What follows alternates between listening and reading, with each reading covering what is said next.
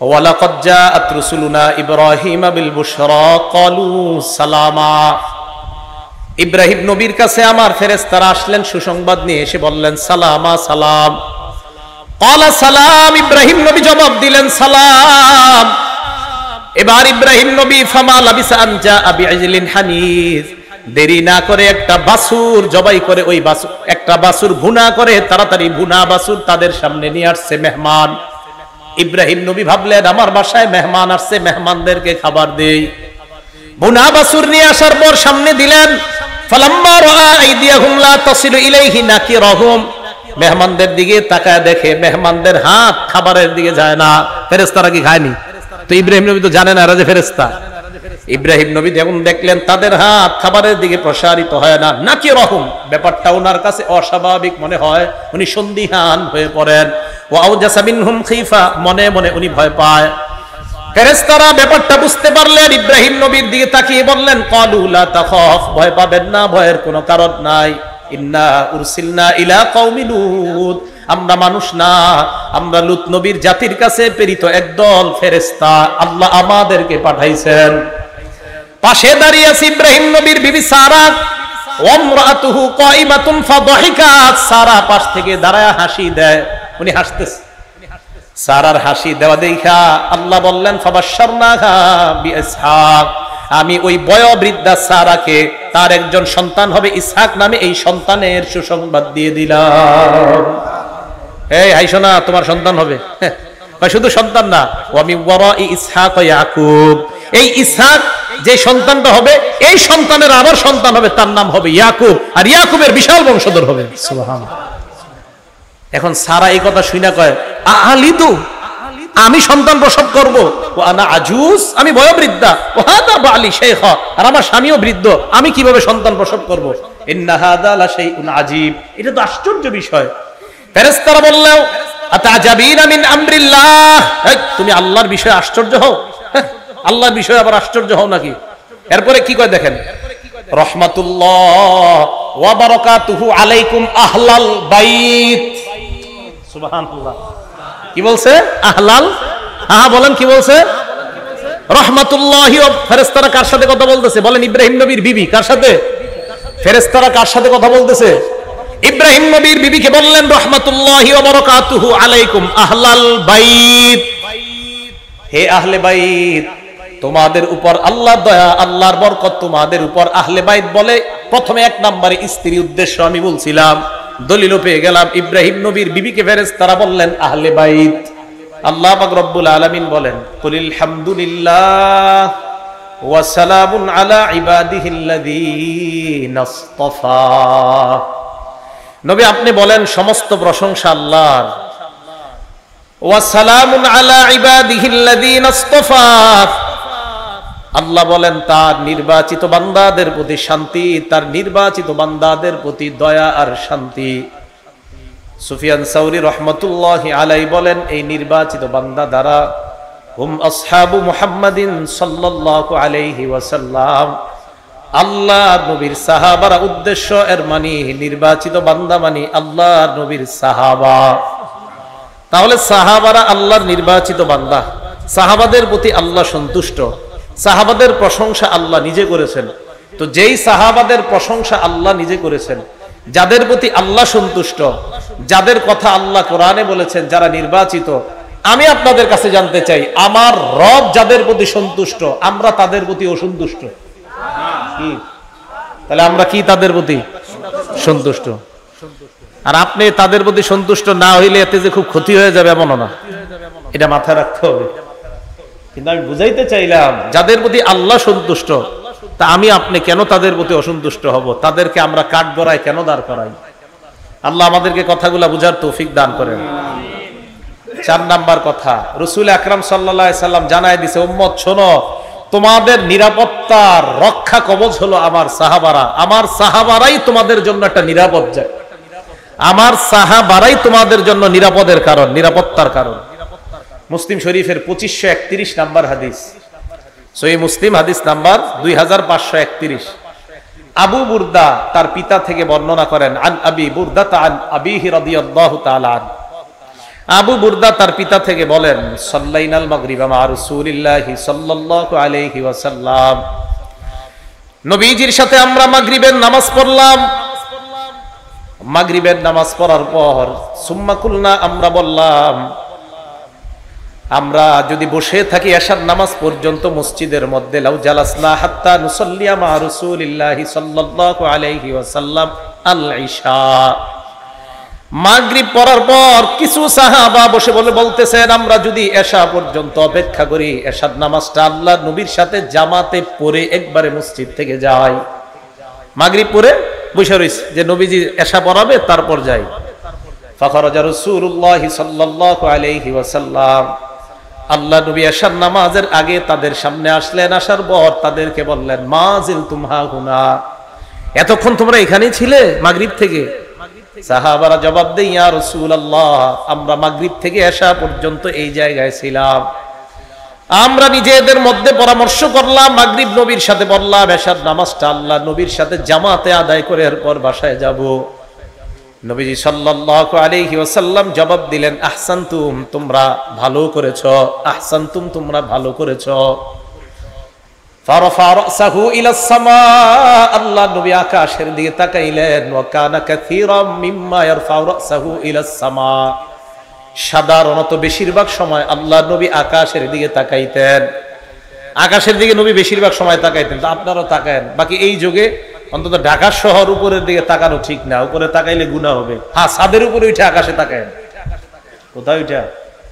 ছাদে। কেন তাকাইবেন না তাকাইবেন এ বিষয়ে আলোচনা এখন আর বিষয় না। তো বলতাম, আর নজরু সাহমুন মিন সিহাম ইবলিস, নজর কুদৃষ্টি হলো ইবলিসের একটা তীর, এই তীর দিয়ে আপনাকে সে শেষ করে ফেলবে। তো এই জন্য বর্তমান যুগে আবার উপরে তাকাইতে সাবধান। তো যদি ছাদে যায় উপরে তাকান তো ঠিক আছে, নবী তাকাইতেন, তাই আপনিও ছাদে গিয়ে তাকান, তাহলে ঠিক আছে। রাসূল আকরাম সাল্লাল্লাহু আলাইহি সাল্লাম বেশিরভাগ সময় উপরে তাকাইতেন। তো নিয়ম অনুযায়ী নবীজি উপরে তাকায় রইলেন এইভাবে। হঠাৎ আল্লাহ নবী বলেন, সাহাবাদের দল, আন-নুজুমু আমানাতুন লিস-সামা, আকাশ ততদিন নিরাপদ যতদিন এই নক্ষত্রগুলা থাকবে, ততদিন আকাশটা নিরাপদ।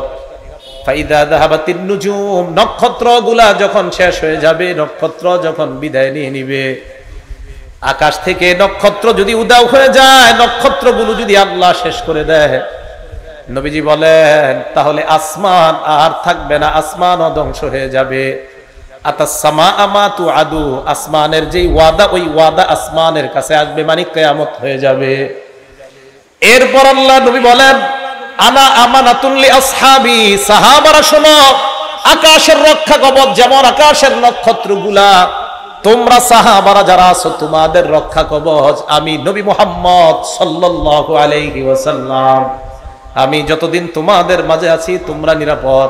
ফাইদা যাহাবতু আতা আসহাবি মা ইউআদুন, আমি যদি চলে যাই আমার সাহাবাদের কাছে একের পর এক বিপদ আর পরীক্ষা আসতেই থাকবে, সাহাবাদের মাঝে ইখতিলাফের পরীক্ষা আসতেই থাকবে, আল্লাহ নবী জানায়া দিলেন।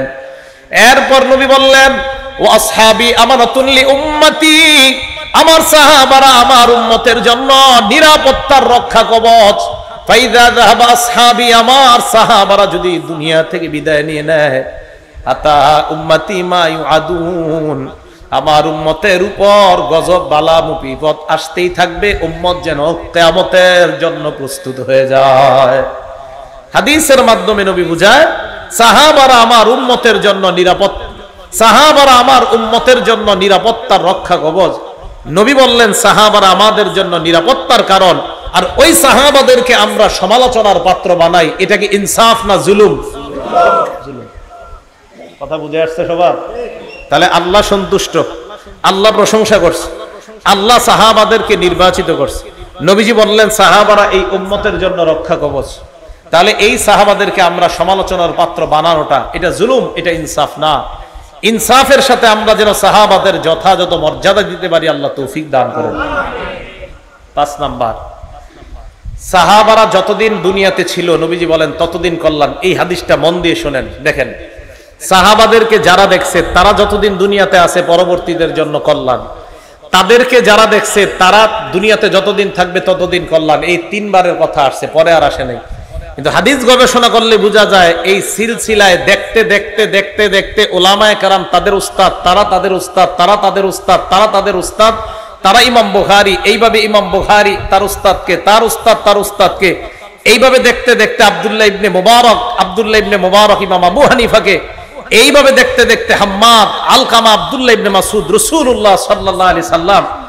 এই সিলসিলা দেখা দেখা দেখা, এখান থেকে বোঝা যায় যে দেখা যারা মূলত ওই সিলসিলা থেকে দেখে আসতেছে তাদেরকে দেখার মধ্যে একটা কল্যাণ আছে। দলিল একটা কিতাব আছে আস-সিলসিলাতুস সহিহা, এই কিতাবের 3283 নাম্বার হাদিস, 3283 নাম্বার হাদিস, আস-সিলসিলাতুস সহিহা। সাধারণ জনগণ জানেননি এটার লেখককে, জানা দরকার নাই। ক্বালা রাসূলুল্লাহ সাল্লাল্লাহু আলাইহি ওয়াসাল্লাম লা তাজালুনা বিখাইরিন মা দামা ফিকুম মান রাআনি ওয়া সাহাবানি। নবীজি বলেন তোমরা ততদিন কল্যাণের মধ্যে থাকবা যতদিন তোমাদের মাঝে তারা থাকবে যারা আমাকে দেখছে আর আমার সান্নিধ্য গ্রহণ করেছে, আমার সুহবত গ্রহণ করেছে। দেখেন কি কয়, ওয়াল্লাহি লা তাজালুনা বিখাইরিন মা দামা ফিকুম মান রাআনি, পরেরটা মান রাআনি ওয়া সাহাবা মান সাহাবানি। আল্লাহর কসম তোমরা ততদিন কল্যাণের মধ্যে থাকবা যতদিন তোমাদের মাঝে তারা থাকবে যারা আমার সাহাবাদেরকে দেখছে, যারা আমার সাহাবাদের সুহবত গ্রহণ করেছে। প্রথমে বললেন আমার সাহাবারা যতদিন থাকবে, এরপরে বললেন আমার সাহাবাদেরকে যারা দেখছে তারা যতদিন থাকবে। এবার কি বলে দেখেন, ওয়াল্লাহি লা তাজালুনা মা দামা ফিকুম লা তাজালুনা বিখাইরিন মা দামা ফিকুম মান রাআনি ওয়া সাহাবা মান সাহাবানি। আল্লাহ নবী বলেন আল্লাহর কসম ততদিন তোমরা কল্যাণের মধ্যে থাকবা যতদিন তোমাদেরকে তারা, তাদেরকে তারা, তাদেরকে যারা দেখছে তারা থাকবে, ততদিন কল্যাণের মধ্যে থাকবা। তাহলে রাসূল আকরাম সাল্লাল্লাহু আলাইহি সাল্লাম দেখা দেখা আর দেখা, দেখেন দেখা দেখা দেখা, সুহবত সুহবত সুহবত বললেন। প্রথমে বললেন যারা আমাকে দেখছে, এরপরে বললেন আমার সাহাবাদেরকে যারা দেখছে, এরপরে বললেন আমার সাহাবারা যাদেরকে দেখছে, যারা আমার সাহাবাদেরকে দেখছে তাদেরকে যারা দেখছে। তাহলে এই দেখাটা দেখেন, যারা নবীকে দেখছে, যারা সাহাবাদেরকে দেখছে, এলো সাহাবা, যারা সাহাবাদের ছাত্রদেরকে দেখছে, যারা সাহাবাদের ছাত্রদেরকে দেখছে। তো এই দেখা দেখির থেকে আর সোহবত থেকে নবীজি বুঝাইতে চায় সোহবত সান্নিধ্য কারো গ্রহণ করা, এইভাবে দেখে দেখে সিলসিলা বর্তমানে এই যে আল্লাহ ওয়ালা যারা ইসলাহের কাজ করে, এই সোহবত সেই ধারাবাহিকতা থেকে। তো সোহবতের যে একটা উপকারিতা আছে, একটা কল্যাণ আছে, এটা হাদিস দ্বারা প্রমাণিত। যারা আমাকে দেখছে, তাদেরকে যারা দেখছে, তাদেরকে যারা দেখছে, ততদিন তোমরা কল্যাণের মধ্যে থাকবা। এই দেখা আর সংস্রব সোহবত থেকে বোঝা যায় আল্লাহ ওয়ালা উলামাদের সোহবত সংস্রব, আর তাদেরকে দেখলে একটা কল্যাণ আল্লাহর থেকে পাওয়া যায়। তো রাসূল আকরাম সাল্লাল্লাহু আলাইহি সাল্লাম এক নম্বরে সাহাবাদের কথা বললেন, তারে সাহাবারা কল্যাণ। বিসমিল্লাহ। এখন আমি আপনাদের কাছে জানতে চাই, খুব বুঝেন, আপনারা সাধারণ জনগণ বুঝারই কথা, আর আমি অমনি কথা বলি। সাহাবাদেরকে যারা দেখছে, তাদেরকে যারা দেখছে, তাদেরকে যারা দেখছে, তো দেখতে দেখতে বর্তমান যুগ পর্যন্ত মানুষগুলো আছে না বলেন? তাহলে এই যুগে ওই সিলসিলার যারা আছে, তাহলে তাদের দিকে দেখলে একটা উপকারিতা আছে না নাই? তো এই যুগে কারা? উলামায়ে কেরাম। কারা বলেন তো? উলামায়ে কেরাম, হক্কানি রব্বানি আল্লাহ ওয়ালা উলামায়ে কেরাম। এই জন্য তাদের সান্নিধ্যে যাবেন, এই ইসলামী মাহফিলগুলোতে বেশি অংশগ্রহণ করার চেষ্টা করবেন। আল্লাহ তৌফিক দান করেন। সাহাবাদের মর্যাদা রক্ষা করার হুকুম করেছে নবীজি সাল্লাল্লাহু আলাইহি সাল্লাম। সাহাবাদের মর্যাদা রক্ষা করার জন্য নবীজি হুকুম করেছেন। ইবনে মাজাহ কিতাবের নাম, হাদিস নাম্বার 2363 নাম্বার হাদিস। ক্বালা রাসূলুল্লাহ সাল্লাল্লাহু আলাইহি ওয়াসাল্লাম, আল্লাহ নবী বলেন ইহফাজু ফি আসহাবি সুম্মাল্লাযীনা ইয়ালুনাহুম সুম্মাল্লাযীনা ইয়ালুনাহুম। আমার সাহাবাদের মর্যাদা তোমরা সংরক্ষণ করবা, আমার সাহাবাদের মর্যাদা তোমরা হেফাজত করবা। এরপর যারা তাদের মর্যাদা তোমরা রক্ষা করবা। এরপর কারা? যারা সাহাবাদেরকে দেখেছে। সাহাবাদেরকে কারা দেখেছে? ইমাম আবু হানিফা দেখছে। কে দেখছে? রহমতুল্লাহ আলাইহি। কে দেখছে বলেন?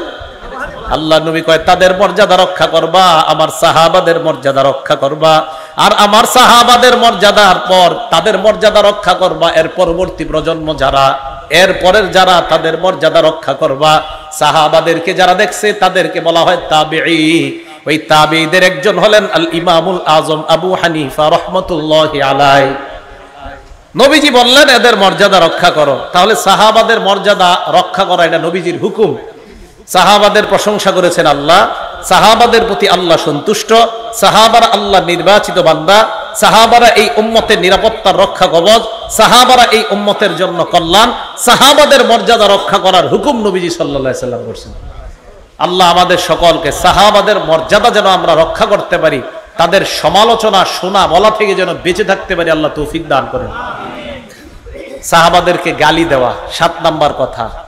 এই গালি দেওয়া এটা হলো 7 নাম্বার শিরোনাম, যে সাহাবাদেরকে যারা গালি দেয়, যারা সাহাবাদেরকে গালি দেয় 1 নাম্বার, যারা সাহাবাদেরকে গালি দেয় তাদের উপর আল্লাহর অভিশাপ, ফেরেশতাদের অভিশাপ, দুনিয়ার সব মানুষের অভিশাপ। আবার বলছি, আরে ঠিক মানে আসলেই ঠিক, এটা হাদিসে আইছে, ঠিক হইব না কা? যারা সাহাবাদের সমালোচনা করে, সাহাবাদেরকে গালি দেয়, তাদের উপর আল্লাহর অভিশাপ, ফেরেশতাদের অভিশাপ, সমস্ত মানুষের অভিশাপ।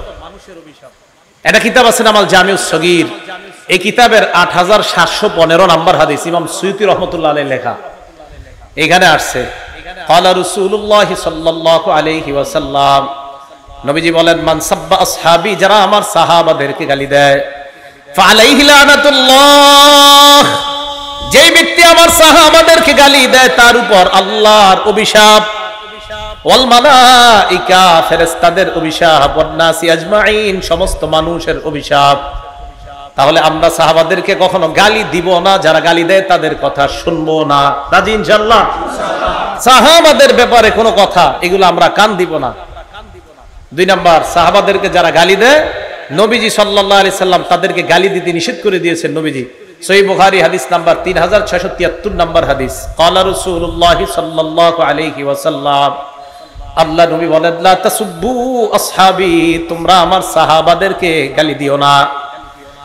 এবার আল্লাহ নবী বলেন, কোন সাহসে আমার সাহাবাদেরকে তোমরা গালি দাও? ফা ইন্না আহাদাকুম লাউ আনফাকা মিসলা উহুদিন যাহাবা, তোমাদের কেউ যদি উহুদ পাহাড় সমপরিমাণ স্বর্ণ আল্লাহর রাস্তায় দান করো, কি পরিমাণ? উহুদ পাহাড় পরিমাণ স্বর্ণ।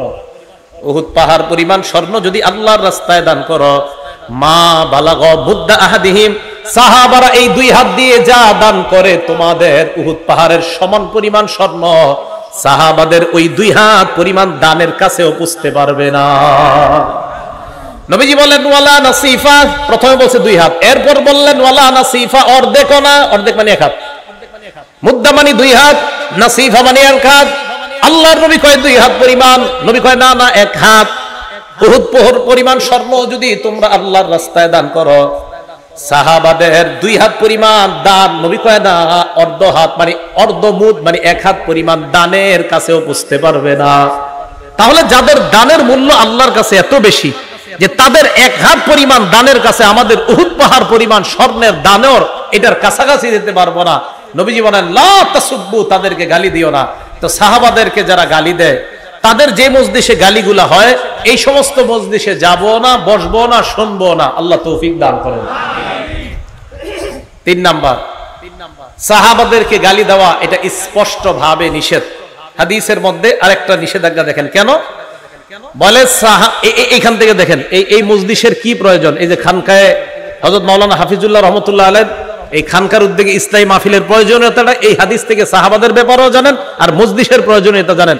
আমি এই হাদিস পড়ে অবাক হইছি, দেখেন কি কয়, লা তাসুব্বু আসহাবা মুহাম্মাদিন সাল্লাল্লাহু আলাইহি ওয়াসাল্লাম, শারহুত তাহাওয়িয়া একটা কিতাব, এই কিতাবের 693 নাম্বার হাদিস, হাদিসের মান হাসান।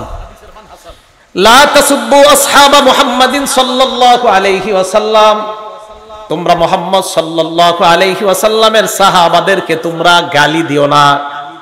এবার কি কয় দেখেন, শোনো তোমরা, লা মুকামু আহাদিহিম সাআতান ইয়ানি মা'আন নবী সাল্লাল্লাহু আলাইহি ওয়াসাল্লাম খায়রুম মিন আমালিকুম 40 সানা, নবীজির সাথে সাহাবাদের 1 মুহূর্তের অবস্থান, কি কয়, নবীর সাথে সাহাবাদের 1 মুহূর্তের অবস্থান তোমাদের 40 বছর আমলের চাইতে বেশি দামি।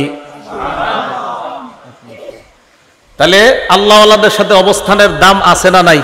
এই দেখেন, আমি অবাক হয়ে গেছি হাদিসে যে অবস্থান, আল্লাহ মানে বসে রয়েছে নবীর সাথে সাহাবা, কয় সাহাবা নবীর সাথে বসে থাকার 1 মুহূর্তের বসে থাকাটা তোমাদের 40 বছর আমলের চেয়ে বেশি দামি। তাহলে বোঝা যায় এখান থেকে যে আল্লাহ ওয়ালাদের সাথে বসে থাকাটাও একটা ফায়দা, উপকারিতা। আপনি অনেক মুরব্বী আল্লাহওয়ালা আছে যাদের কথা বোঝা যায় না, দরকার নাই বোঝা যাওয়া, এমনি বসে থাকবেন। ঢাকার বড় বড় আল্লাহওয়ালা অনেক মুরব্বী, অনেক বয়সের কারণে সব কথা বোঝা যায় না, এমনি গিয়ে আমরা বসে থাকি। কেন বসে থাকি? এই সমস্ত হাদিসের কারণে, যে ওনাদের মজলিসে বসে থাকাটাও এটা আল্লাহর পক্ষ থেকে একটা গনিমত, একটা নিয়ামত। তো দেখেন হাদিসের মধ্যে আছে যে সাহাবায়ে কেরাম নবীর সাথে কিছু মুহূর্ত কাটানো, এটা তোমাদের 40 বছর ইবাদতের চাইতে বেশি দামি। তাহলে বলেন তো, যাদের সামান্য ইবাদত, শুধু সামান্য নবীর সাথে বসে থাকাটা এত দাম, তাহলে তাদের ইবাদতের কত দাম? এরা বসে থাকছে, এত দাম। ইবাদতের দাম আছে না নাই? আছে। ইবনে মাজাহ কিতাবের নাম, হাদিস নাম্বার 162 নাম্বার হাদিস। এই হাদিসের মধ্যে আসছে লা তাসুব্বু আসহাবা মুহাম্মাদিন সাল্লাল্লাহু আলাইহি ওয়াসাল্লাম, তোমরা মুহাম্মদ সাল্লাল্লাহু আলাইহি ওয়াসাল্লামের সাহাবাদেরকে গালি দিও না। এই হাদিসের মধ্যে আসছে লা মুকামু আহাদিহিম ইয়ানি মা'আন নবী সাল্লাল্লাহু আলাইহি ওয়াসাল্লাম খায়রুম মিন আমালিকুম উমরা। হুজুর এই হাদিসে আসছে যে সারা জীবন তোমরা আমল করলেও নবীর সাথে সাহাবাদের কাটানো এক মুহূর্তের সমান হবে না। এটা দর্শ উমরা আসছে, এটা তাহলে যাদের সামান্য বসে থাকাটা আল্লাহওয়ালার সাথে এত দাম, তাদের আল্লাহওয়ালা নবীর সাথে তাদের থেকে আমল করাটার কত দাম। এই জন্য প্রিয় মুসলমান ভাইয়েরা, সাহাবাদেরকে গালি দিবেন না, সাহাবাদের গালি শুনবেন না। যেই মজলিসে সাহাবাদের সমালোচনা হয় ওই সমস্ত মজলিসে যাবেন না। রাজি আছেন ইনশাআল্লাহ? গালি দিবেন না। আমি আপনাদেরকে মহব্বত করে কথাটিগুলো বলতেছি। আল্লাহর রাসূল সাহাবাদের কোনো সমালোচনায় কান দিবেন না। আল্লাহ আমাদেরকে বুঝার তৌফিক দান করেন। এই কথাগুলো কেন বলছি জানেন? আমার মূল উদ্দেশ্য কিন্তু এই ওয়াজ করা না, মূল উদ্দেশ্য একজন সাহাবারে নিয়ে কথা বলা। তিনি হলেন ইমাম মুআবিয়া রাদিয়াল্লাহু তাআলা। কে? ইমাম মুআবিয়া। ইমাম মুআবিয়া রাদিয়াল্লাহু তাআলা আনহুকে কেন্দ্র করে, ওনার ছেলের নাম হলো ইয়াজিদ। নূহ আলাইহিস সালাতু ওয়াস সালামের এক সন্তান কাফের ছিল। এখন এই কাফের ছেলের কারণে নূহ নবীরে দোষারোপ করবেন? করা যাবে না। ইয়াজিদ ইমাম মুআবিয়ার ছেলে। এই ইয়াজিদকে কেন্দ্র করে ইমাম মুআবিয়াকে কটাক্ষ করা হয়, দোষারোপ করা হয়। কেন ভাই? সন্তানের অপরাধ। ইয়াজিদ ঠিক আছে জালেম, তার যত পারেন সমালোচনা করেন, সে অবশ্যই অন্যায় করছে। নবীর নাতিকে এইভাবে নির্মমভাবে হত্যা করা, শহীদ করা, এটা অবশ্যই অন্যায়। কিন্তু ওনার কারণে কেন নবীর একজন জলিলুল কদর, যিনি একজন ওহীর লেখক ছিলেন, এমন একজন সাহাবাকে কেন সমালোচনা করেন? মনে রাখবেন, ইমাম মুআবিয়া সমালোচিত হয়ে যাওয়া মানে লেখা, এই ইমাম মুআবিয়া যে ওহীর লেখক ছিলেন, এই লেখা প্রশ্নবিদ্ধ করা। ইমাম মুআবিয়া একজন ওহীর লেখক ছিলেন। তিরমিজি শরীফের 3842 নাম্বার হাদিস। ক্বালা রাসূলুল্লাহ সাল্লাল্লাহু আলাইহি ওয়াসাল্লাম, আল্লাহর নবী ইমাম মুআবিয়াকে সামনে এনে আল্লাহর কাছে বললেন, আল্লাহুম্মা জাআলহু হাদিয়া ওয়া মাহদিয়া ওয়াহদি বি। আল্লাহর কাছে বললেন, আল্লাহ ইজআলহু হাদিয়া, আল্লাহ আপনি তাকে পথ প্রদর্শক বানান, অন্য মুসলমানদেরকে যেন হেদায়েতের পথ দেখায় এমন একজন মুআবিয়াকে আপনি বানান। এরপর বললেন মাহদিয়া, মুআবিয়াকে আপনি হেদায়েত প্রাপ্ত বানান। এরপর বললেন ওয়াহদি বিহি, এই মুআবিয়ার মাধ্যমে অন্যান্য মানুষকে আপনি হেদায়েত দান করে দেন। নবীজি বললেন, আল্লাহ মুআবিয়াকে আপনি পথ প্রদর্শক বানান, আল্লাহ তাকে আপনি হেদায়েত প্রাপ্ত বানান। প্রথমে বললেন তাকে আপনি হেদায়েতকারী, মুর্শিদ, পথ প্রদর্শক বানান। এরপর বললেন আল্লাহ তাকেও আপনি হেদায়েত প্রাপ্ত বানান। এরপর তার মাধ্যমে আল্লাহ আপনি মানুষের হেদায়েত দান করেন। এই দোয়াটা নবীজি করছেন। তো যার হেদায়েতের দোয়া স্বয়ং নবীজি সাল্লাল্লাহু আলাইহি সাল্লাম যাকে হাদি বললেন, যাকে মাহদি বললেন, যাকে হেদায়েত প্রাপ্ত বললেন, আমি আপনি কেন তাকে সমালোচিত করব? বলেন, ইয়াজিদকে অবশ্যই তার ব্যাপারে আলোচনা করবেন, কোনো সমস্যা নাই, কিন্তু তাকে কেন্দ্র করে আল্লাহ রাসূলের একজন সাহাবাকে সমালোচনা, এটা আমরা শুনবো না, এটাতে কানও দিব না। এই ব্যাপারে জানার আগ্রহও পেশ করব না যে হুজুর মুআবিয়া কি এটা ঠিক করছে, এই প্রশ্নও তুলবেন না। ইয়াজিদকে নিয়ে প্রশ্ন তুলবেন, ইমাম মুআবিয়াকে নিয়ে প্রশ্ন তোলা যাবে না। বুঝছেন সবাই ইনশাআল্লাহ? আল্লাহ আমাদের সকলকে এই কথাগুলা যেন বুঝে শুনে আমরা সবসময় মাথায় রেখে সাহাবার সমালোচনা থেকে বেঁচে থাকতে পারি, আল্লাহ তৌফিক দান করেন। একটা কিতাব আছে, এই কিতাবের নাম আল জামিউস সগীর। এটা আগেও বলছি, কিতাবটার নাম ইমাম সুয়ুতির লেখা, 7209 নাম্বার হাদিস। এটার মধ্যে আসছে আবু সুফিয়ান রাদিয়াল্লাহু তাআলা, যিনি মুআবিয়া রাদিয়াল্লাহু তাআলা আনহুর বাবা। এই বর্ণনাটা সহিহ ইবনে হিব্বানের 7209 নাম্বার হাদিস আছে। নবীজির কাছে আবু সুফিয়ান রাদিয়াল্লাহু তাআলা আনহু গিয়ে বললেন, হুজুর আমার একটা আবদার আছে আপনার কাছে। কি আবদার? আমার ছেলে মুআবিয়া তাজআলুহু কাতিবান বাইনা ইয়াদাইক, আমার ছেলেটাকে আপনি ওহির লেখক বানান। সুবহানাল্লাহ। আপনি যাদেরকে দিয়ে লেখান ওহি, তাদের মধ্যে এই মুয়াবিয়াকে আপনি হুজুর একজন লেখক বানান। নবীজি বললেন, নাম, ঠিক আছে, আপনার কথা গ্রহণ করলাম। আবু সুফিয়ান রাদিয়াল্লাহু তাআলা আনহু কিন্তু নবীজির শ্বশুর ছিলেন। কি ছিলেন বলেন তো? শ্বশুর। আলেম ছাড়া অন্য কেউ বলতে পারবেন যে আবু সুফিয়ানের কন্যার নাম কি, যিনি নবীর বিবি ছিলেন? ওলামা ছাড়া অন্য কেউ আছেন পারেন বলতে? আবু সুফিয়ানের কন্যা যিনি নবীর বিবি ছিলেন, কি নাম? হ্যাঁ হ্যাঁ, কি নাম? কি নাম? না হইলে তো 500 মাহফিলে গেছেন এনে যারা আছেন। উম্মে হাবিবা, বলেন কি নাম? হ্যাঁ, উম্মে হাবিবা, বলেন তো কি নাম? উম্মে হাবিবা। নবীজি শ্বশুর ছিলেন। তো আয়েশা বলছে, আমার ছেলেটাকে আপনি ওহির লেখক বানান। নবী সাল্লাল্লাহু আলাইহি সাল্লাম বললেন, নাম, ঠিক আছে, কবুল করলাম। তাহলে ইমাম মুয়াবিয়া ওহির লেখক। ইমাম মুয়াবিয়াকে নবীজি বলছেন হেদায়েত প্রাপ্ত। এমন একজন সাহাবাকে সমালোচনা করব না, তার সমালোচনা শুনবো না। সহিহ বুখারী হাদিস নাম্বার 2924 নাম্বার হাদিস। নবীজি সাল্লাল্লাহু আলাইহি সাল্লাম বললেন, আউয়ালু জাইশিম মিন উম্মতি ইয়াগজুনাল বাহরা ক্বাদ আওজাবু। আল্লাহ নবী বললেন, আমার উম্মতের মধ্যে যেই দলটা সর্বপ্রথম সমুদ্র পথে যুদ্ধ পরিচালনা করবে, ওই দলটা আল্লাহর জান্নাত ওয়াজিব করবে। আমার উম্মতের মধ্যে সর্বপ্রথম যেই দলটা নৌযান পথে, নৌপথে যুদ্ধ করবে, আমার যেই দল, উম্মতের যেই দলটা সমুদ্র পথে যুদ্ধ করবে, ক্বাদ আওজাবু, তারা আল্লাহর জান্নাত ওয়াজিব করবে। হাদিস খোলেন, নৌপথে সর্বপ্রথম অভিযান পরিচালনাকারী সাহাবার নাম ইমাম মুয়াবিয়া। এই হাদিস প্রমাণ করে ইমাম মুয়াবিয়া আল্লাহর জান্নাত তার জন্য ওয়াজিব। আল্লাহর জান্নাত তার জন্য। তাহলে জান্নাত যার জন্য ওয়াজিব, নবী বলে গেলেন, ওয়াজিব যার জন্য জান্নাত হয়ে গেছে এমন একজন সাহাবা যিনি জান্নাতের মেহমান। এই সাহাবার কেন সমালোচনা আমরা করব? আমার আপনার তো টেনশন করা উচিত। একজন মানুষ জান্নাতি হয়ে গেছে, আমি আপনি জান্নাতি হতে পারলাম কিনা এই ব্যাপারে আমাদের 24 ঘন্টা টেনশন থাকা দরকার। আমি আপনি জান্নাতি হয়েছি কিনা এই টেনশন আমাদের করা দরকার। উল্টা একজন জান্নাতি সাহাবারে নিয়ে আমরা টেনশন করি, উনি কি কাজটা ঠিক করছে, এই টেনশন। তাহলে যিনি একজন জান্নাতের মেহমান, তারে নিয়ে আমার আপনার টেনশন করা দরকার নাই, উনি জান্নাতি সাহাবা। এই জন্য ইমাম মুয়াবিয়ার সমালোচনা আমরা ইয়াজিদকে কেন্দ্র করে করব না। নূহ নবীর ছেলেকে কেন্দ্র করে নূহ নবীর সমালোচনা যেমন করি না, লূত নবীর বিবিকে কেন্দ্র করে লূত নবীর সমালোচনা আমরা করি না। তো যেমনি ভাবে লূত নবীর বিবি ছিল একজন কাফেরা, এই কাফের বিবিকে কেন্দ্র করে কিন্তু লূত নবীর সমালোচনা আমরা করি না। নূহ নবীর ছেলে ছিল একজন কাফের, এই কাফেরকে কেন্দ্র করে নবীর সমালোচনা আমরা করি না। ইমাম মুয়াবিয়ার ছেলে ইয়াজিদ অবশ্যই জুলুম করেছে, হুসাইন রাদিয়াল্লাহু তাআলা আনহুর সাথে অন্যায় করেছে। এই জালেম সন্তানের কারণে একজন আদেল ইনসাফগার সাহাবার ব্যাপারে আমরা সমালোচনা করি না, যার ব্যাপারে অনেক সাহাবারা বলেন, মা রাআইতু বাদা রাসূলিল্লাহ সাল্লাল্লাহু আলাইহি সাল্লাম আসওয়াদা মিন মুয়াবিয়া, যে আল্লাহর রাসূলের পরে মুয়াবিয়ার চেয়ে সঠিক নেতৃত্ব দানকারী পৃথিবীতে আর কাউকে দেখিনি। অনেক সাহাবার বক্তব্য এটা। ইমাম মুয়াবিয়ার নেতৃত্ব নিয়ে আপনি প্রশ্ন তুলতেই পারবেন না। ওনার দ্বারা ইসলামের যে পরিমাণ কাজ হয়েছে, বিশেষ করে ইলমি খেদমত যে পরিমাণ হয়েছে, ইমাম মুয়াবিয়া রাদিয়াল্লাহু তাআলা। তো বুঝাইতে চাইলাম, যার ইসলামের এত অবদান, তার ব্যাপারে আমরা সমালোচনা করব, তার ব্যাপারে নাক গলানো এটা আমাদের উচিত না। আল্লাহ বুঝার তৌফিক দান করেন। বুখারী শরীফের 3765 নাম্বার হাদিস। এই হাদিসের মধ্যে আসছে, আব্দুল্লাহ ইবনে আব্বাসকে গিয়ে একজন বিচার দিছে ইমাম মুয়াবিয়ার নামে। বিচার দেওয়ার পরে ইবনে আব্বাস কয়, তুমি কি বললা? কয়, হুজুর মুয়াবিয়া তো এই কাজ করে, বিতির নামাজের ব্যাপারে একটা মাসালা। ইবনে আব্বাস কয়, দা এটা ছাড়ো মিয়া, এই ব্যাপারে কথা বইলো না। ইন্নাহু ফাকিহ, ইমাম মুয়াবিয়া একজন ফকিহ সাহাবা, ফকিহ সাহাবা। ইমাম মুয়াবিয়ার আমল নিয়ে তুমি প্রশ্ন তুলতে পারো না, কারণ ইমাম মুয়াবিয়া একজন ফকিহ।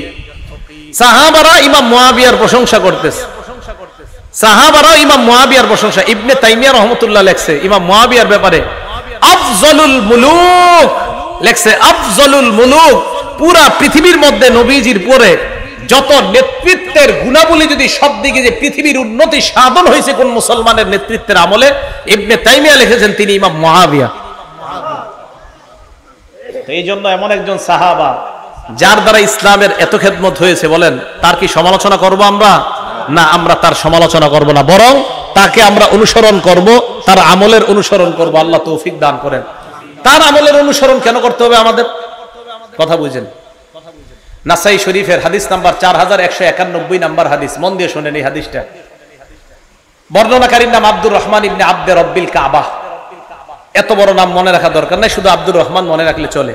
তিনি বলেন, আতাইতু ইলা আব্দুল্লাহ ইবনে আমর ওয়া হুয়া জালিসুন ফি জিল্লিল কাবা। নবীর সাহাবা আব্দুল্লাহ ইবনে আমরের কাছে আমি আসলাম, আসার পর আমি দেখলাম উনি কাবার ছায়ার মধ্যে বসা। কাবা শরীফের ছায়া, এই ছায়ার মধ্যে আল্লাহ নবীর সাহাবা আব্দুল্লাহ ইবনে আমর বসা। ওয়ান্নাসু আলাইহি মুজতামিউন, জনগণ তার সামনে ঘেরাও করে আছে, তার থেকে নসিহত শুনতে চায়। হঠাৎ আব্দুল্লাহ ইবনে আমর বললেন, বাইনা নাহনু মা রাসূলিল্লাহি সাল্লাল্লাহু আলাইহি ওয়াসাল্লাম, আমরা আল্লাহ নবীর সাথে ছিলাম, আল্লাহ নবীর সাথে সফর করতেছিলাম। ফি সাফারিন ইদ নাযালনা মানজিলা, সফর করতে করতে এক জায়গায় যাত্রা বিরতি দিলাম, যাত্রা বিরতি দিয়ে সবাই নিজের বাহন থেকে নামলাম। সাহাবাদের মাঝে তিনটি দল হয়ে যায়। ফামিন্না মাইয়াদ্রিবু খিবাআ, আমাদের মাঝে একদল সাহাবা তাবু টানাইতেছে, তাবুর ছায়ার মধ্যে আশ্রয় নিবে। ওয়ামিন্না মাইয়ান তাদিলু, আরেক দল তীর প্রতিযোগিতা করতেছে। ওয়ামিন্না মান হুয়া ফি জাশরাতিহি, আরেক দল চারণভূমির মধ্যে পশুগুলা চরাইতেছে, ঘাস খাওয়ায়, পানি খাওয়ায়। ইজনাদা মুনাদি রাসূলিল্লাহি সাল্লাল্লাহু আলাইহি ওয়াসাল্লাম, হঠাৎ আল্লাহ নবীর আহ্বানকারী ঘোষণাকারী তাদের সামনে আইসা ঘোষণা দেয়, আসসালাতু জামিআ, ও সাহাবারা নামাজের সময় হয়ে গিয়েছে, সবাই জামাতে আসো। ফাজতামানা, আমরা জামাতে গেলাম। জামাতে যাওয়ার পর সবাই দাঁড়িয়ে রইলাম। কামা ফিনা রাসূলুল্লাহ ফাখাতাবানা, আল্লাহ নবী আমাদের সামনে দাঁড়াইলেন, দাঁড়িয়ে নবী ভাষণ দিলেন। নামাজে আমরা দাঁড়াইলাম, ওই মুহূর্তে নবী আমাদের সামনে দাঁড়ায়া ভাষণ দিলেন। মানে কাতার সোজা সোজা চলতেছে, করা হইতেছে, নবীজি একটা ভাষণ দিলেন। উজানি মাদ্রাসার মাহফিলে গেছেন কেউ? ওখানে দেখবেন ওই কাতার সোজা করতে একটু দেরি হতো, 10 লাখ লোক আরো অনেক লোক হয়, তো এটা করতে করতে উজানি মাদ্রাসায় আব্দুর রহমান সাহেব জোরালো ভাষণ দিতে থাকে দীর্ঘক্ষণ। তো নবীজি সাল্লাল্লাহু আলাইহি সাল্লাম, সাহাবায়ে কেরাম জামাতে দাঁড়াইতেছে, নবীজি সবার সামনে দাঁড়ায় একটা ভাষণ দিলেন। ভাষণের মধ্যে আল্লাহ নবী বললেন, শোনো সাহাবাদের দল, লাম ইয়াকুন নাবিয়্যুন ক্বাবলি ইল্লা কানা হাক্কান আলাইহি আইয়াদুল্লা উম্মাতাহু আলা মা ইয়ালামুহু খায়রান লাহুম। আমার পূর্বে যত নবী দুনিয়াতে আসছে, সমস্ত নবীর মৌলিক দুইটা দায়িত্ব। এক নাম্বার, ওই নবী তার উম্মতকে কল্যাণকর বিষয়ে জানায়া দেওয়া। 2 নাম্বার, ওয়ায়ুনজিরু কওমাহু মা ইয়ালামুহু শাররান লাহুম, উম্মতের জন্য যা অকল্যাণকর, ওই অকল্যাণকর বিষয় থেকে উম্মতকে সতর্ক করা। বলেন সব নবীর মৌলিক দায়িত্ব কয়টা ছিল? 1 নাম্বার, উম্মতের জন্য যা কল্যাণকর এটা উম্মতকে জানায়া দেওয়া। 2 নাম্বার, যা অকল্যাণকর তা থেকে উম্মতকে সতর্ক করা। এবার নবীজি সাহাবাদেরকে যে কথাটা বললেন, এই কথাটা একটু মন দিয়ে শোনেন। নবীজি কি বলে দেখেন, সাহাবারা তোমরা শোনো, ইন্না উম্মাতাকুম হাদিহি জুইলাত আফিয়াতুহা ফি আউয়ালিহা, আমার উম্মতের মধ্যে প্রথম দিকের উম্মত যারা, তাদেরকে নিরাপদ দেওয়া হয়েছে, নিরাপত্তা দেওয়া হয়েছে, তাদেরকে ফিতনা ফাসাদ থেকে মুক্ত রাখা হয়েছে আমি নবীর খাতিরে। তোমরা ফিতনা ফাসাদ থেকে মুক্ত। ওয়া ইন্না আখিরাহা, আর আমার উম্মতের শেষে যারা আসবে আমি আপনি আমরা, নবীজি বলেন ফাতাজি উল ফিতান ইউসিবুহুম বালাউন ওয়া উমুর, তাদের কাছে একের পর এক ফিতনা আসতেই থাকবে, ফিতনা আসতেই থাকবে। ইউনকিরুনাহা, যেই ফিতনাগুলা, যেই পরীক্ষাগুলা তারা অপছন্দ করবে। আল্লাহ নবী বলেন ফাতাজি উল ফিতান, ফিতনা আসবে। ফিতনা আসলে ফায়ুদাক্কিকু বাদুহা লিবাদিন, আগের ফিতনাটা পরের ফিতনার কাছে তুচ্ছ মনে হবে। মুসলমান ভালো করে মনে রাখবেন, করোনা ভাইরাসের মধ্যে মনে করেছিলাম এত বড় গজব মনে হয় দুনিয়াতে আর আসে নাই।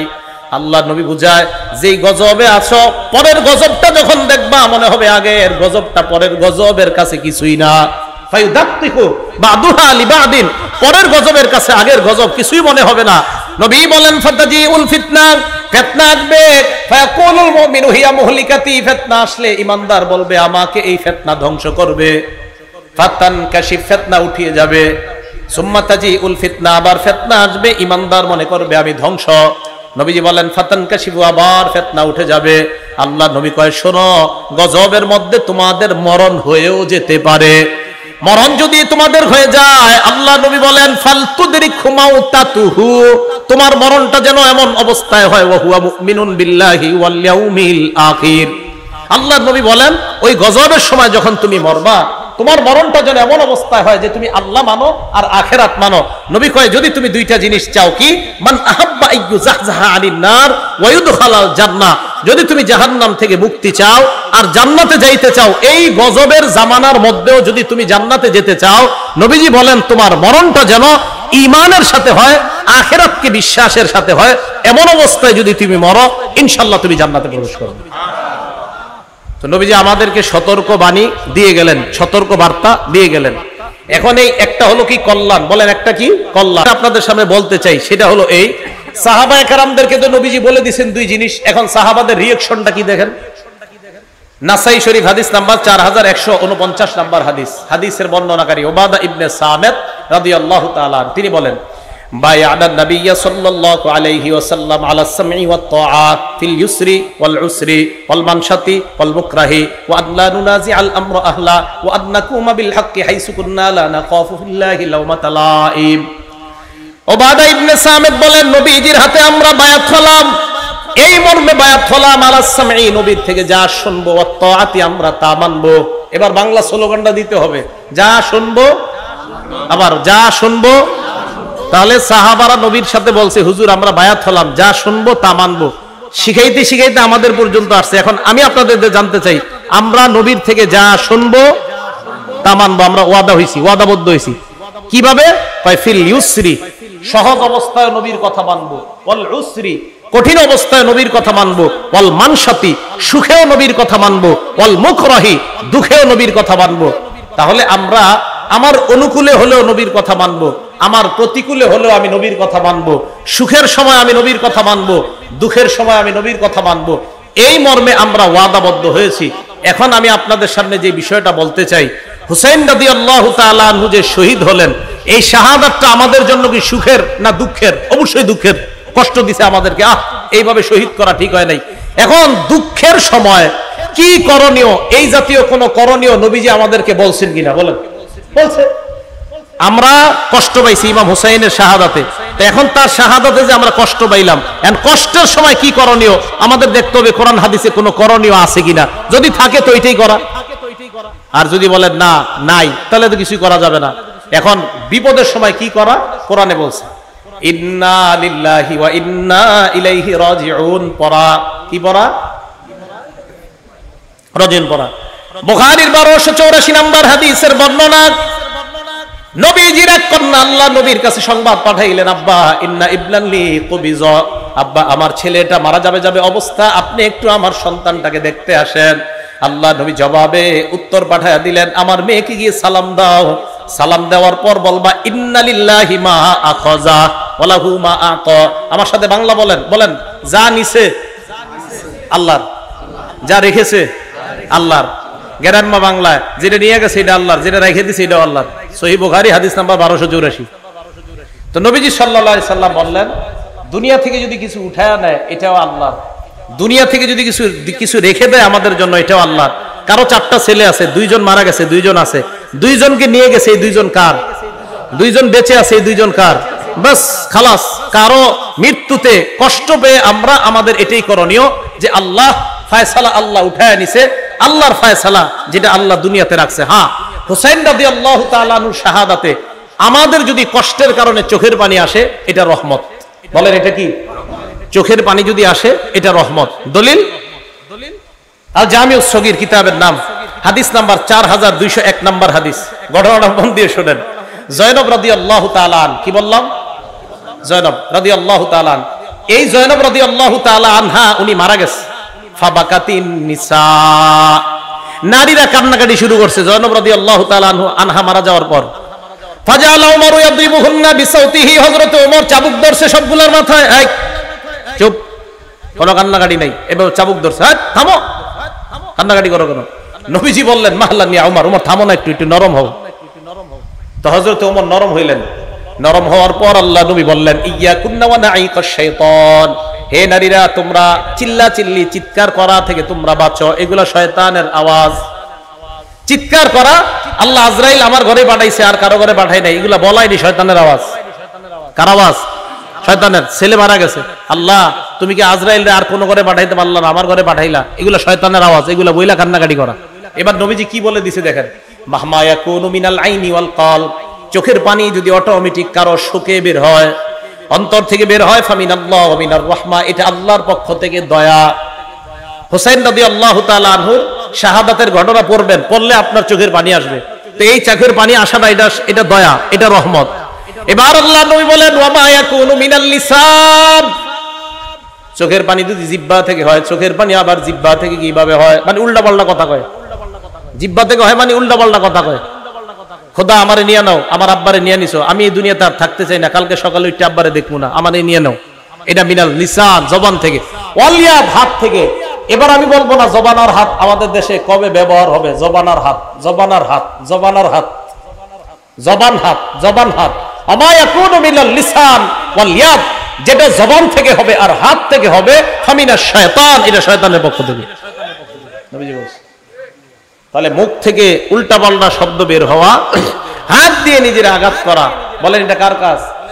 শয়তানের কাজ। আর অটোমেটিক চোখ দিয়ে যদি পানি বের হয়, এটা কার পক্ষ থেকে রহমত?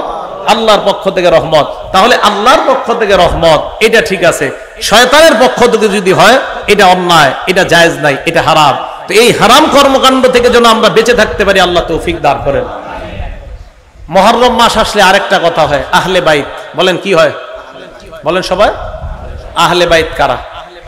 একদল মানুষ বলতে যায় আহলে বাইত 5 জন। কয়জন? 5 জন। নবীজি, হযরত আলী, ফাতেমা, হাসান, হুসাইন, এই 5 জনকে বলে পাক পাঞ্জাতন। কি বলে? হ্যাঁ, এই ধারণাগুলো নেন, পাক পাঞ্জাতন। আপনাদের আশেপাশের মাহফিলে আইসা অনেকে আপনাদেরকে এটি বুঝাবে যে পাক পাঞ্জাতন। আবার অনেকে টুপির মধ্যে দেখবেন পাক পাঞ্জাতন, এখানে লেখা মোহাম্মদ, এখানে আলী, এখানে ফাতেমা, এখানে হাসান, এখানে হুসাইন। উনি বুঝায় উনি এই 5 জনকে খুব ভালোবাসে। উনি কি বুঝায়? ওলামায়ে কেরাম ছাড়া অন্য যারা আছেন বলেন তো নবীর নাতি কয়জন? হ্যাঁ হ্যাঁ 5 জন। ওইটি মনে কোন জায়গায় বয়ানে শুনছেন, লেগে কইতেছে।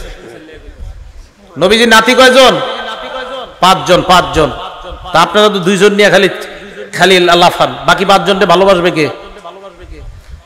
আমরা নবীর নাতি নাতনি সবাইকে মহব্বত করি, শুধু 2 জনকে না, সবাইকে করি। আর কিছু মানুষ শুধু 2 জনকে করে, অতএব বেশি ভালোবাসার দাবিদার আমরা। নবীজির মেয়ে কয়জন? 4 জন। মনে রাখেন, একটু কথাগুলো মন দিয়ে শুনেন। জয়নব, রুকাইয়া, উম্মে কুলসুম। জয়নব, রুকাইয়া, উম্মে কুলসুম, ফাতেমা। এবার দেখেন, এই উম্মে কুলসুমের কোনো সন্তান নাই।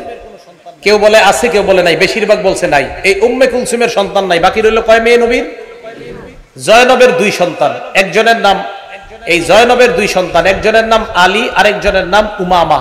ছেলে একজন নাম আলী, মেয়ে একজন নাম উমামা। জয়নবের 2 সন্তান, একজনের নাম আলী, আরেকজনের নাম উমামা। আলী নামে ছেলেটা ছোটবেলায় মারা গেছে। উমামা নামে যে মেয়েটা ছিল, এই মেয়েটার নবী খুব ভালোবাসতেন, খুব মহব্বত করতেন, তার সাথে খেলতেন। নামাজে গেলে নবীজির কাঁধে উঠতো এই মেয়েটা, নাতনিটা। দেখেন কত মহব্বতের একজন নাতনি, যার নাম আপনারা জানেন না, অথচ আপনারা লাফান খালি 2 জন নিয়ে। তাহলে নবীজির 2 জন নাতি, একজন নাতি আরেকজন নাতনি পাইলাম। জয়নবের ঘরে 2 জন পেয়ে গেলাম, এক ছেলে এক মেয়ে। এবার আসেন রুকাইয়া। এই রুকাইয়ার ঘরে একজন ছেলে, নাম আব্দুল্লাহ। বলেন কি নাম? তাহলে মোট কয়জন হলো? 3 জন। ফাতেমা রাদিয়াল্লাহু তাআলা আনহার সন্তান আপনারা সারা জীবন জানেন 2 জন, জন্মের পর থেকে 2 জন। মনে হয় মায়ের পেটেও শুনে আইছেন যে হাসান আর হুসাইন। হযরত ফাতেমা রাদিয়াল্লাহু তাআলা আনহার সন্তান 5 জন। বলেন কয়জন? 5 জন। গণেন। হাসান, বলেন। হুসাইন, মুহসিন, জয়নব, উম্মে কুলসুম। হ্যাঁ, ওই 2 বোনের নামে নাম রাখছে, নিজেদের 2 মেয়ের নাম। হযরত ফাতেমা তার 2 বোনের নামে নিজের মেয়ের নাম রাখছে। তাহলে হযরত ফাতেমার 5 জন সন্তান, হাসান, হুসাইন, মুহসিন, জয়নব, উম্মে কুলসুম। জয়নবের 2 সন্তান, ওই নবীজির মেয়ে জয়নব, একজন ছেলে একজন মেয়ে, 7 জন। রুকাইয়ার 1 সন্তান, এই হলো মোট 8 জন। 5 জন নাতি, 3 জন নাতনি। আমরা নবীর নাতি নাতনি সবাইকে মহব্বত করি, শুধু 2 জনকে না। একদল মানুষ শুধু 2 জনকে মহব্বত করে, আমরা সবাইকে মহব্বত করি। অতএব ভালোবাসার বেশির দাবিদার আমরা, তারা না। কথা মনে থাকবে তো? এখন আসেন আহলে বাইত কারা? আহলে বাইত মানে একদল মানুষকে এই 5 জন। আহলে বাইত দ্বারা 1 নাম্বার উদ্দেশ্য বিবি। বলেন 1 নাম্বার উদ্দেশ্য কি? হ্যাঁ, তার মানে আহলে বাইত দ্বারা নবীর বিবির 1 নাম্বার উদ্দেশ্য হবে। হুজুর আপনি কই লইব বিবি? উদ্দেশ্য দলিল দেন। দলিল মানে কোরআনের দলিল। কোন জায়গার দলিল? হ্যাঁ, কোরআনের। সূরা হুদ আয়াত নাম্বার 69 নাম্বার আয়াত থেকে 73 নাম্বার আয়াত। সূরা হুদ আয়াত নাম্বার 69 নাম্বার আয়াত থেকে 73 নাম্বার আয়াত। আল্লাহ কি বলে দেখেন, ওয়ালাকাদ জাআত রুসুলুনা ইব্রাহিম বিল বুশরা ক্বালু সালামা। ইব্রাহিম নবীর কাছে আমার ফেরেশতারা আসলেন সুসংবাদ নিয়ে, এসে বললেন সালামা সালাম। ক্বালা সালাম, ইব্রাহিম নবী জবাব দিলেন সালাম। এবার ইব্রাহিম নবী ফামা লাবিসা আন জাআ বিআজলিন হানিজ, দেরি না করে একটা বাছুর জবাই করে, ওই বাছুর একটা বাছুর ভুনা করে তাড়াতাড়ি ভুনা বাছুর তাদের সামনে নিয়ে আসছে মেহমান। ইব্রাহিম নবী ভাবলেন আমার বাসায় মেহমান আসছে, মেহমানদেরকে খাবার দেই। ভুনা বাছুর নিয়ে আসার পর সামনে দিলেন। ফালাম্মা রাআ আইদিয়াহুম লা তাসিলু ইলাইহি নাকিরাহুম, মেহমানদের দিকে তাকায় দেখে মেহমানদের হাত খাবারের দিকে যায় না। ফেরেশতারা কি খায়নি? তো ইব্রাহিম নবী তো জানেন এরা যে ফেরেশতা। ইব্রাহিম নবী যখন দেখলেন তাদের হাত খাবারের দিকে প্রসারিত হয় না, নাকিরাহুম, ব্যাপারটা ওনার কাছে অস্বাভাবিক মনে হয়, উনি সন্দিহান হয়ে পড়েন। ওয়া আওজাসা মিনহুম খিফা, মনে মনে উনি ভয় পায়। ফেরেশতারা ব্যাপারটা বুঝতে পারলেন, ইব্রাহিম নবীর দিকে তাকিয়ে বললেন ক্বালু লা তাখাফ, ভয় পাবেন না, ভয়ের কোনো কারণ নাই। ইন্না উরসিলনা ইলা কওমি লূত, আমরা মানুষ না, আমরা লূত নবীর জাতির কাছে প্রেরিত একদল ফেরেশতা, আল্লাহ আমাদেরকে পাঠাইছেন। পাশে দাঁড়িয়ে আছে ইব্রাহিম নবীর বিবি সারা, ওয়া ইমরাতুহু কাইমাতুন ফাদাহিকাত, সারা পাশ থেকে দাঁড়ায় হাসি দেয়, উনি হাসতেছে। সারার হাসি দেওয়া দেখা আল্লাহ বললেন ফাবাশশারনাহা বিইসহাক, আমি ওই বয়োবৃদ্ধা সারাকে তার একজন সন্তান হবে ইসহাক নামে, এই সন্তানের সুসংবাদ দিয়ে দিলাম। এই আইসো না, তোমার সন্তান হবে। শুধু সন্তান না, ওয়া মিন ওয়ারাই ইসহাক ওয়া ইয়াকুব, এই ইসহাক যে সন্তানটা হবে, এই সন্তানের আবার সন্তান হবে, তার নাম হবে ইয়াকুব, আর ইয়াকুবের বিশাল বংশধর হবে। সুবহানাল্লাহ।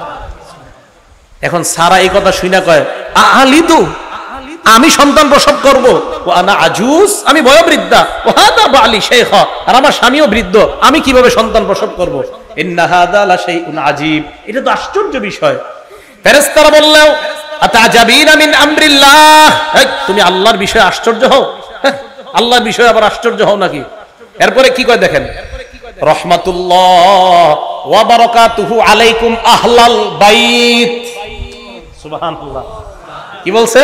আহলাল, বলেন কি বলছে? রহমাতুল্লাহি। ফেরেশতারা কার সাথে কথা বলতেছে? বলেন ইব্রাহিম নবীর বিবি। কার সাথে? ফেরেশতারা কার সাথে কথা বলতেছে? ইব্রাহিম নবীর বিবিকে বললেন রহমাতুল্লাহি ওয়া বারাকাতুহু আলাইকুম আহলাল বাইত, হে আহলে বাইত, তোমাদের উপর আল্লাহর দয়া, আল্লাহর বরকত তোমাদের উপর। আহলে বাইত বলে প্রথমে এক নম্বরে স্ত্রী উদ্দেশ্য আমি বলছিলাম, দলিলও পেয়ে গেলাম। ইব্রাহিম নবীর বিবিকে ফেরেশতারা বললেন আহলে বাইত, তাহলে আহলে বাইত দ্বারা এক নাম্বার বিবি উদ্দেশ্য। আচ্ছা, বাতা ইয়াবিতু, বাইতুন শব্দটা আসছে বাতা ইয়াবিতু থেকে, ওলামারা আছেন বাতা ইয়াবিতু মানে রাত্রি যাপন করা। একজন পুরুষ সাধারণত কার সাথে রাত্রি যাপন করে? এই তো বাতা ইয়াবিতু থেকে বাইত, তাই আহলে বাইত মানে ঘরওয়ালি, ঘরওয়ালি মানে বিবি। এগুলো এক নাম্বার দলিল। দলিল নাম্বার 2, সূরা আহজাব আয়াত নাম্বার 32-33 নাম্বার আয়াত, আল্লাহ বলেন ইয়া নিসা আন-নাবিয়্যি লাস্তুন্না কাআহাদিম মিনান নিসা, হে নবীর বিবিগণ, আপনারা অন্যান্য নবীর অন্যান্য মহিলাদের মতো না। ইনিত্তাকাইতুন্না, আমরা যদি আল্লাহকে ভয় পান, ফালা তাখদানা বিল কওল, নম্র ভাষায় কথা বলবেন না, কোমল ভাষায় কথা বলবেন না, মোহনীয় ভঙ্গিমায় কারো সাথে কথা বলবেন না। নবীর বিবিদেরকে আল্লাহ বলে ফায়াতমা আল্লাযী ফী কলবিহি মারাদ, যাদের অন্তরে বেদি আছে তারা অন্তরের মধ্যে কুমন্ত্রণা করে বসতে পারে, খারাপ কল্পনা করতে পারে। আচ্ছা, নবীর বিবিরা কোমল ভাষায় কথা বললে একজন পুরুষের মনে খারাপ ধারণা জন্ম হতে পারে নবীর বিবিদের ক্ষেত্রে, তো বর্তমান জামানার নারীদের ক্ষেত্রে কি হবে? এই কথা বলার পর আল্লাহ বললেন, দেখেন কি বলে, ওয়াকরনা ফী বুয়ুতিকুন্না, তোমরা ঘরে থাকো, ওয়ালা তাবাররাজনা তাবাররুজাল জাহিলিয়াতিল উলা, জাহিলি যুগের নারীদের মতো তোমরা বাহিরে বের হবা না। হ্যাঁ, শুনতেছেন তো? দেখেন কি কয়, বলেন তো আল্লাহ এই কথাগুলো কাদেরকে বলতেছে? নবীর। ওলামাদের ছাড়া অন্যদের জোরটা বেশি হতে হবে। কাদেরকে? নবীর স্ত্রী, আবার নবীর স্ত্রী। এবার দেখেন কি কয়, ওয়াকিমনাস সালাহ, তোমরা নামাজ কায়েম করো, ওয়া আতিনাজ যাকাত, তোমরা যাকাত দাও, ওয়া আতিনাল্লাহ ওয়া রাসূলা, তোমরা আল্লাহ আল্লাহ রাসূলের আনুগত্য করো। তোমরা কারা? স্ত্রীগণ। হ্যাঁ, তোমরা কারা? ইন্নামা ইউরিদুল্লাহু লিইউযহিবা আনকুমুর রিজসা আহলাল বাইত, হে আহলে বাইত, নবীর বিবিগণ, তোমাদের থেকে আল্লাহ নাপাকি দূর করতে চায়। তাহলে আহলে বাইত দ্বারা 1 নাম্বার উদ্দেশ্য বিবি। তাহলে আহলে বাইত মানে 5 জন না, আমরা বলি আহলে বাইত মানে নবীর বিবিগণ, আহলে বাইত মানে হাসান হুসাইন ফাতেমা, আহলে বাইত মানে নবীর পরিবারের সবাই। আমরা আহলে বাইত সবাইকে ভালোবাসি, মহব্বত করি, শুধু 5 জনকে না, বরং আমরা নবীর সমস্ত পরিবারকে মহব্বত করি। কি বলেন? আমরা শুধু 5 জনকে না, আমরা সবাইকে ভালোবাসি। এরপরে আমগরে বলে আমগো ভিতরে নবীর প্রেম নাই। আপনি মাত্র 5 জনকে মহব্বত করলেন, আর আমি করলাম পুরো পরিবারের সকলকে, তা আপনি আমারে বললেন যে আপনার মধ্যে নবীর প্রেম নাই। এটা ইনসাফের কথা না, এটা জুলুমের কথা। এই কথাগুলা যারা এই 5 জনকে আহলে বাইত মনে করে তাদেরকে বুঝাবেন। এখন কথা হলো, হাসান হুসাইনও যে আহলে বাইত, এটার দলিল কি? ওনারাও যে আহলে বাইত হতে পারে, এটার দলিল কি? এই আয়াত নবীর উপরে যখন নাজিল হয়েছে, তখন নবী তার স্ত্রী উম্মে সালামার ঘরে ছিলেন। মুসলিম শরীফের 2424 কত হয়? 2424 নম্বর হাদিস। নবীজি সাল্লাল্লাহু আলাইহি সাল্লাম খরাজা রাসূলুল্লাহ গাদাতান, সকালবেলা ঘর থেকে বের হইছে। ওয়া আলাইহি মিরতুন মুরাহহালুন মিন শারিন আসওয়াদ, কালো পশম দ্বারা অঙ্কিত করা একটা চাদর নবীর গায়ে ছিল। তো এই চাদর গায়ে দিয়ে নবী বের হইছে কখন? যে অবস্থায় নবী ঘরে ছিলেন, ওই অবস্থায় নবীর উপর আয়াত নাজিল হয়েছে যে আপনার বিবিদের থেকে আল্লাহ, মানে আহলে বাইতদের থেকে আল্লাহ অপবিত্রতা দূর করতে চায়। নবী ঘর থেকে বের হয়ে দেখছে হযরত হাসান আসছে। আসার পর নবীজি আদখালা, হাসান রে চাদরের ভিতরে ঢুকাইছে, বুঝছেন? এরপরে হুসাইন আসছে, হুসাইনকেও ঢুকাইছে। সুম্মা জা আলী ফাআদখালা, হযরত আলী আসছে, আলীকেও ঢুকাইছে। সুম্মা জাআত ফাতেমা, ফাতেমা আসছে রাদিয়াল্লাহু তাআলা আনহুম। এই ফাতেমা আসার পর আদখালাহা, তাকেও চাদরের ভিতরে ঢুকায় কয়, এই শোনো, আহলে বাইত শুধু বিবিরা না, আমার এই সন্তানরাও আহলে বাইত। তাহলে দেখছেন, এই চাদরের ভিতরে কেন্দ্র করে কয় এই পাক পাঞ্জাতন মাগো, বাকিগুলা আল্লাহ যে উদ্দেশ্যে আয়াত নাজিল করছে এটাই তো বললেন না। তাহলে আয়াত নাজিল করছে আহলে বাইত কেন্দ্র করে, প্রথম উদ্দেশ্য বিবিগণ। এরপরে নবী হাদিসের ব্যাখ্যায় বুঝিয়ে দিয়েছে শুধু বিবিগণ না, আমার সন্তানগণ, আমার পরিবারের আরো যারা, তারাও আহলে বাইত।